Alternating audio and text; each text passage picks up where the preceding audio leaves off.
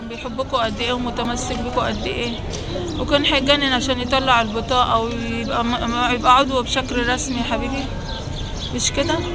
هو كان بيحب 6 ابريل دي راسمها لي في كل حتة في الأوضة بتاعته، هو راسم لي في كل حتة كده، راسم لي ايده، راسم لي كده، راسمها لي كده. اقول له يا جابر يا حبيبي، بيقول لي لا سيبيها. جابر ما كنتش بحوشه، والله ما كنتش بحوشه. اما عرفت ان هو، قلت له خلاص يا حبيبي اعمل اللي انت عايزه، اعمل اللي انت عايزه، بس خلي بالك من نفسك.